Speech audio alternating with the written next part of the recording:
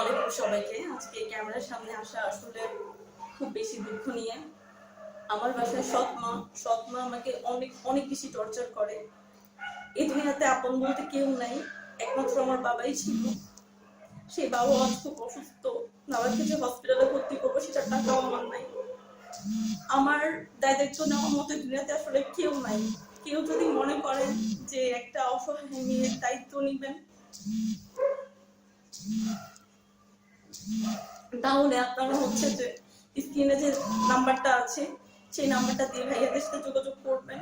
আসলে আমি খুবই অসহায়। এই দুনিয়াতে আমার একমাত্র বাবাও ছিল, সেও আজ নাই। সন্তান হয়ে বাবার জন্য কিছু করতে পারতেছি না। যদি আপনাদের মনে হয় যে আমার মতো অসহায় মেয়ের দায়িত্ব নিবেন, প্লিজ স্ক্রিনে দেওয়া নাম্বারটার সাথে যোগাযোগ করবেন।